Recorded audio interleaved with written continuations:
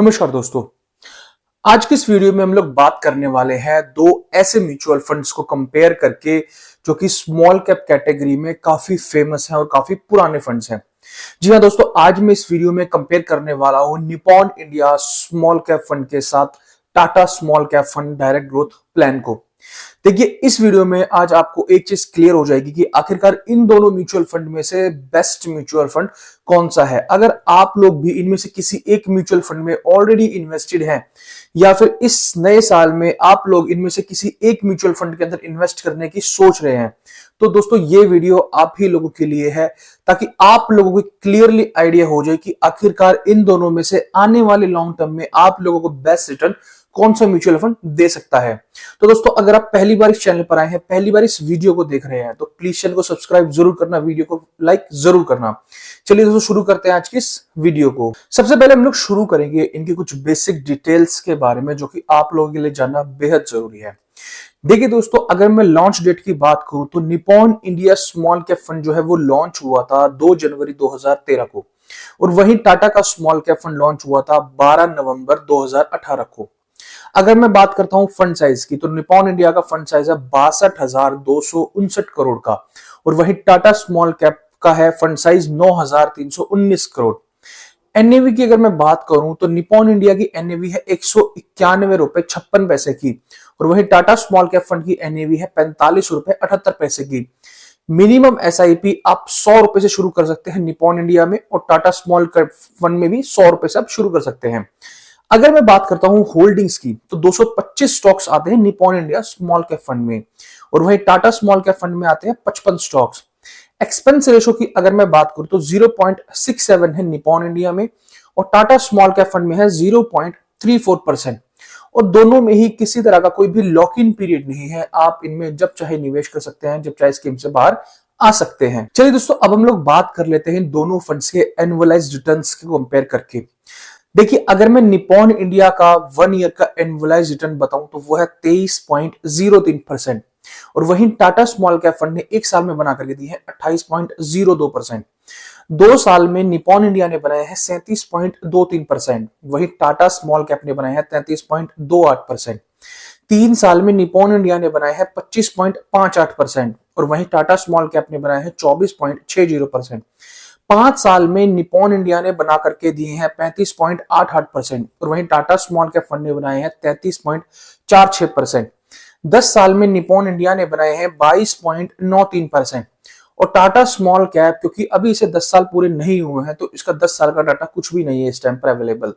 और मैं अगर ऑल टाइम की बात करूं, जब से निपॉन इंडिया फंड लॉन्च हुआ है, इसने बनाए हैं 22.90%, और वही टाटा स्मॉल कैप फंड ने अभी तक बना करके दिए हैं 28.03% के रिटर्न्स। चलिए दोस्तों, अब हम लोग बात कर लेते हैं इसके रिस्क रेशो के बारे में कि अगर आप इन दोनों फंड्स में से किसी भी फंड में निवेश करते हैं तो आपको कितना रिस्क एंड रिवॉर्ड रेशो आपको मिलता है।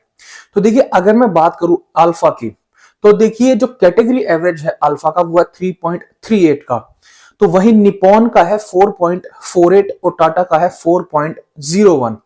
देखिए दोस्तों, अल्फा जो है वो हमें ये बताता है कि आखिरकार एक पर्टिकुलर फंड हमें कितना ज्यादा रिटर्न बना करके दे रहा है अपनी कैटेगरी एवरेज से। तो यहां पर आप क्लियरली देख सकते हैं कि निपॉन इंडिया का जो फंड है उसने काफी अच्छा अल्फा जनरेट करके दिया है।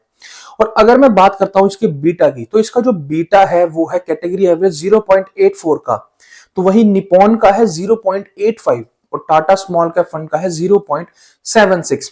देखिए दोस्तों, बीटा का मतलब होता है कि आखिरकार कौन सा फंड कितना वॉलेटाइल है। तो वहीं यहां पर आप क्लियरली देख सकते हैं, तो टाटा का जो फंड है वो अपने एवरेज से काफी कम वॉलेटाइल है। अब हम लोग बात कर लेते हैं इसके शार्प रेशो के बारे में। देखिए, इसका जो शार्प रेशो है कैटेगरी एवरेज का वो है 0.88 का, तो वहीं निपॉन ने बना करके दिए हैं 1.08, और टाटा का है 1.03। देखिए दोस्तों, जो शार्प रेशो होता है वो हमें ये बताता है कि पर्टिकुलर फंड कितना रिस्क फ्री रिटर्न आपको बना करके दे रहा है। यहां पर आप क्लियरली देख सकते हैं कि 1.08 के साथ निपॉन यहां पर क्लियरली विनर है। देखिए दोस्तों, शार्प रेशो जितना ज्यादा होता है किसी फंड का, उतना ही ज्यादा उतना ही अच्छा उसे माना जाता है। चलिए दोस्तों, अब हम लोग बात कर लेते हैं इन दोनों फंड्स को इनके बेंचमार्क के साथ कंपेयर करके। देखिए दोस्तों, इन दोनों ही फंड्स का जो बेंचमार्क है वो है निफ्टी स्मॉल कैप 250 टीआरआई। और अगर मैं डाटा के अकॉर्डिंग, चार्ट के अकॉर्डिंग अगर आपको समझाने की कोशिश करूं तो लॉन्ग टर्म में दोनों ही फंड्स ने अपने बेंचमार्क को बहुत ही अच्छी तरह से बीट करके दिया है। चलिए दोस्तों, अब हम लोग फाइनल पॉइंट पे आते हैं कि दोनों में से आखिरकार बेस्ट फंड कौन सा है और किन में आप लोग इन्वेस्ट करना चाहिए अगर आप इन दोनों में से किसी एक ऑप्शन को चूज करने पर आते हैं तो। देखिए दोस्तों, जैसा कि मैंने इसके कंपैरिजन में बताया कि दोनों ही फंड्स जो हैं काफी अच्छे फंड हैं। अगर मैं यहाँ पर बात करूं रिटर्न्स के मामले में तो निप्पॉन इंडिया का जो स्मॉल कैप फंड है वो काफी पुराना फंड है और जो टाटा का स्मॉल कैप फंड है वो 2018 में ही लॉन्च हुआ है। बट अगर मैं रिटर्न्स की बात करूं तो लॉन्ग टर्म में दोनों ही फंड्स ने काफी अच्छे रिटर्न्स अपने निवेशकों को बना करके दिए हैं। और साथ ही साथ अगर मैं बात करूं इसके रिस्क एंड रिवॉर्ड रेशो की तो रिस्क मैनेजमेंट भी दोनों ही फंड्स में काफी अच्छा है। बट अगर निप्पॉन इंडिया की बात करूं तो यहां पर थोड़ा सा ज्यादा अच्छा रिटर्न हमें देखने को मिल सकता है। रिस्क एडजस्टेड रिटर्न काफी इसके अंदर हमें देखने को मिल सकता है। तो फाइनली अब हम ये देख लेते हैं कि अगर आप इन दोनों में से किसी एक फंड को चूज करने पर आए तो आपको किस फंड को चूज करना चाहिए। देखिए दोस्तों, अगर आप एक ऐसे फंड को चूज करना चाहते हैं जिसका पास्ट का काफी लंबा डाटा हमारे पास हो तो बेशक से आप निप्पॉन इंडिया के स्मॉल कैप फंड को चूज कर सकते हैं। बट अगर आप एक ऐसे फंड को चूज करना चाहते हैं जिसका एयूएम इस टाइम पर थोड़ा कम है तो आप टाटा के स्मॉल कैप फंड के साथ जा सकते हैं।